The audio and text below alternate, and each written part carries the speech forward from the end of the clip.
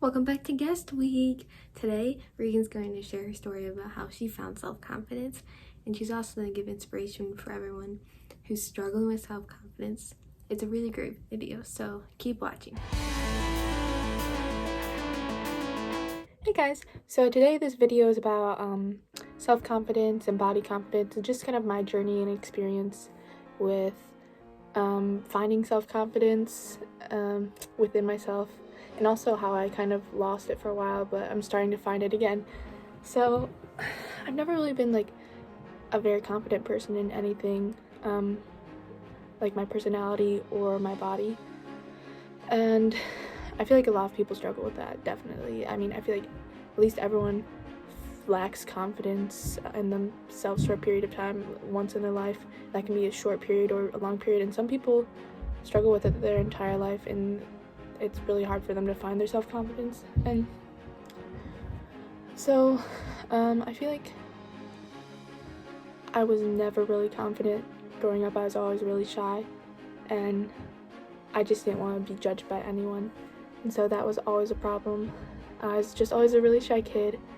I can always remember my mom being like, oh, they're talking to you, you have to say hi, and I just didn't want to say hi to people. I was just afraid. I don't know. I feel like when you're shy, that has a lot to do with self-confidence too, because you're just afraid of how people will think of you. And so I feel like the lack of self-confidence regarding like my body started probably middle school, because, you know, that's the time when you're going through puberty and just everyone's changing, and then you see other people and you're like, wow, I wish I looked like them. I don't really look how I want to look. And everyone's praising them like, wow, look how beautiful they are. Wow, that's great. But then you look at yourself, you're like, I don't feel that way about myself. And I see all these people and I wish I looked like them. And so that kind of started around that time. And there weren't any like certain things I didn't like about myself, like that I could pinpoint during that time, but I just knew I wasn't extremely happy with myself. And sorry for my dots, you know, gotta keep away the acne. So I feel like I really lacked self-confidence in high school. Freshman year, you know, I was never really too overweight that much, but I was never like, you know, like, wow, she's so skinny kind of thing. I feel like that has always kind of been a concern about myself, and so, you know, that was kind of always in the back of my mind. And also I feel like freshman year wasn't too bad. I don't know, I just knew I was dorky and I didn't really care, you know. I had braces. I was just like, it's whatever, I mean, that's just how it is. Sophomore year, I feel like, well, no, not sophomore year, but junior year, I started breaking out really bad, like super badly. I remember like I had always broken out a lot in middle school, but it was never anything too bad. But then all of a sudden it was just extremely bad, and I remember like I would just put on so much makeup because I'm like, oh my gosh, like this is horrible. It's like this is how I thought about it. It's like, I'm a junior in high school, I'm like growing up, I'm not supposed to have acne, I want to be like the beautiful adult that I'm supposed to be. And it just kept getting worse and worse, and I would like part my hair down the middle, like to hide as much as I could. I'd put on so much makeup, and I would just feel so self-conscious when anyone would look at me or like make eye contact with me, because I'm thinking, oh my gosh, they're just like looking at my acne, it's so bad. But so it was pretty much like that until probably like the middle of senior year. It kind of died down, so that was nice. And so for a long time I just struggled with acne really bad, and I would cry about it. I just hated myself. I was like, why can't I just have like nice skin? It was just so hard to look at myself and be like, wow, I love myself, because I didn't at all at the time. And then towards the end of senior year, this is the time where I started dieting. So I feel like I was probably at the highest weight I ever was. Like, I never really had a problem with my weight. Like, it wasn't like, wow, I wish I could lose weight, because I love food so much, so I never thought that was possible to lose weight. So obviously I was like, yeah, I wish I was thinner, but I don't think I would be able to be thinner. Like, I don't think it's physically possible for me to restrict food because I love it so much.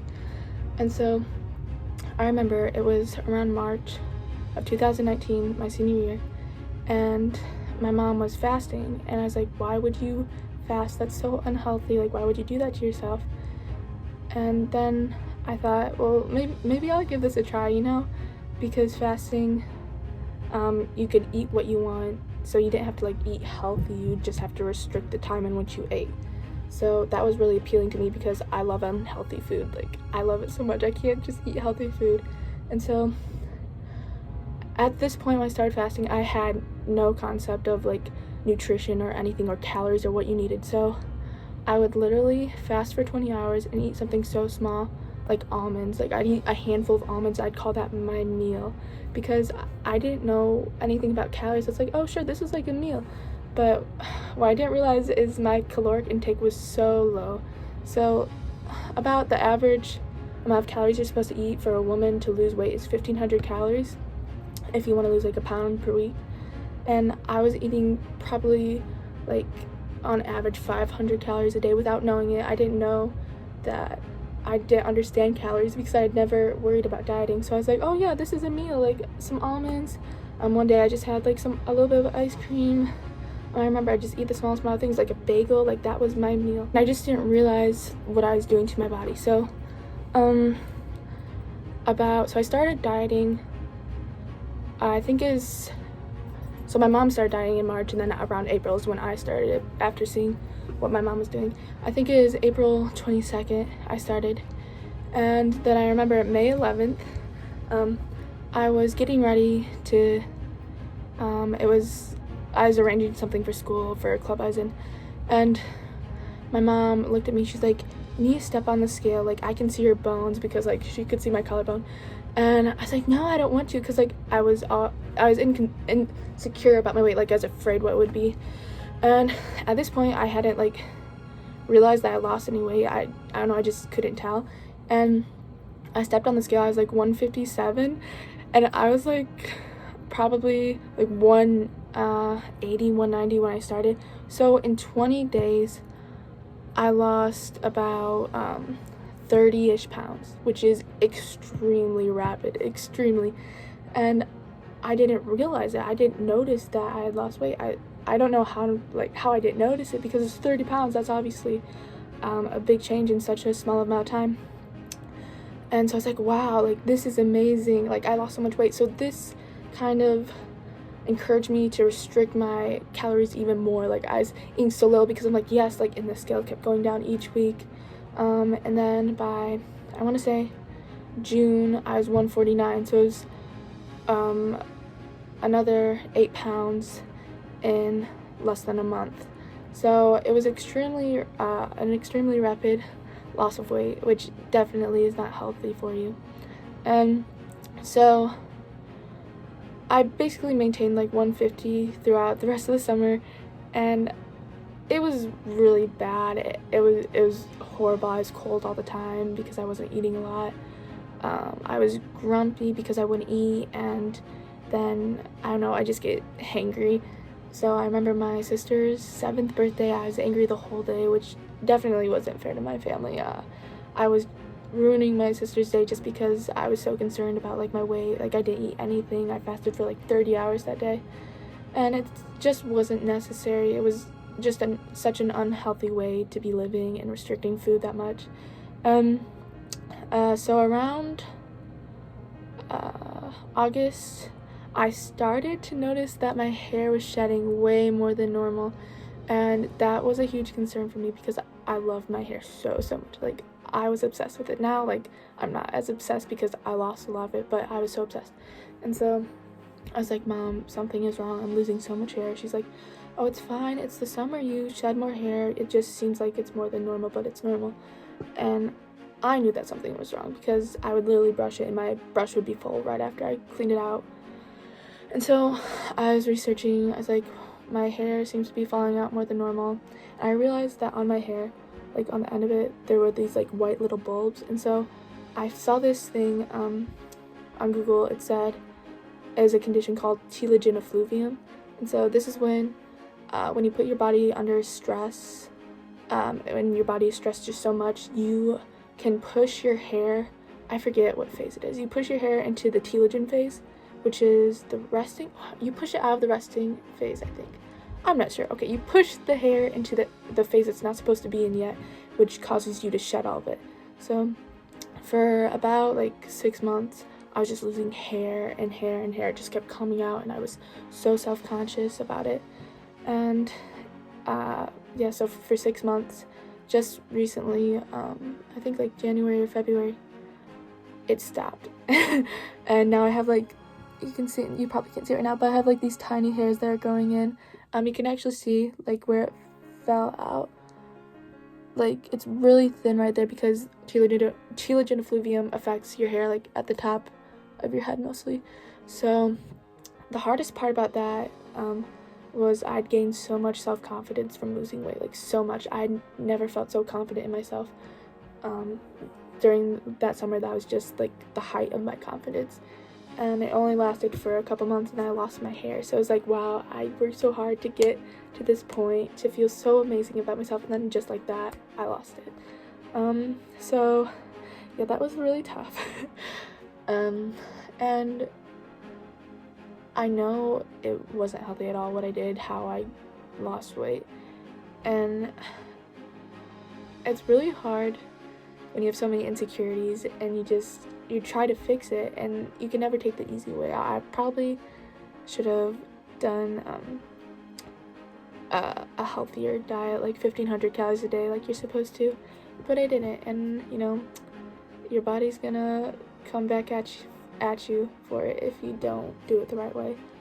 And so during the time when I like lost a lot of my hair, I was a mess. I would eat like so much because I'm like, what's the point? I lost all this weight, now my hair's falling out, so like there's no point in worrying about my body if I don't like my hair anymore. And so I have gained like weight back from when I lost it, not too much, probably like 10 pounds. So I want to lose that again, but like in a healthy way. I know I'm doing a 3-day fast right now actually, which, you know, it's like, wow, like I'm gonna get telogen effluvium again, but after the 3-day fast, I intend to kind of keep a healthy amount of calories instead of eating barely anything. But so one thing that I've learned from this is just, you know, you gotta love yourself through every point in your life. If you're overweight and you want to lose weight, that's fine, but you have to love yourself before you start, because if you don't love yourself at your point right now, you know, you're just gonna be like, I need to lose weight to love myself, and that's just, it's horrible to think that you can't love yourself before losing the weight, because I mean, you know, who wants to wake up and not love themselves when they look in the mirror every morning? That's just such a horrible feeling. So you just have to love yourself through every stage in your life, whether, you know, you think you're overweight or underweight and you're trying to get to the weight that you want. You just have to love yourself no matter what. And like, even when I was losing my hair, I had a problem loving myself, but you know, it was a struggle, but I feel like I kind of came at peace with it, and I was like, okay, you know what, I'm fine no matter what, it's just temporary, like I love myself. And people, like, I feel like everyone definitely relates to the self-confidence thing. I mean, you know, definitely everyone knows this, like, society, you've seen ads, models and all that stuff, and you're like, wow, like, I don't look like them. And, you know, you're told this so much, like, you don't have to, like, look like them to be beautiful, and it's true, like, you don't have to. One thing that I think about, it's like, wow, like, they're really beautiful, but, you know, I'm fine with the way I am. You know, I'm not going to push myself to look a certain way, just as long as, like, I love myself and I don't base my love off of other people's standards, then I'm fine with that. But you should definitely not try to change yourself to love yourself, but love yourself no matter what. And I'm definitely not at that point. I'm still working on it every day. I have breakdowns every day, like, wow, I want to lose weight and I want to do it fast, but then I have to stop and think, wait, that's not healthy. I have to love myself right now. So yeah, that's kind of just my whole journey and my feelings about it. And it's definitely really hard to love yourself when you have so many insecurities, but it's just something that I feel like you have to work on, and you have to learn to love yourself, because if you don't, it's just, life isn't gonna be fun if you don't love yourself, because you have to love yourself. Like, it's you're stuck with you for your whole life. But If you do try to change yourself, like dieting, definitely take it slow and do it the healthy way, because I mean, you know, I'm sure there's people who do it fast and they don't lose their hair, but it's just better for you, like mentally, to take it the healthy way, I think. But so basically, like a summary, you need to love yourself, and you know, everyone has insecurities and everyone can relate to it. So if you're insecure, you're not alone. Everyone's insecure about something, and you just have to learn to get past it and not try to change yourself. So thanks for watching. I hope this kind of helped and maybe inspired you to love yourself more. And just remember that, you know, it's important to love yourself, because you also give that energy to other people, like your friends, your family.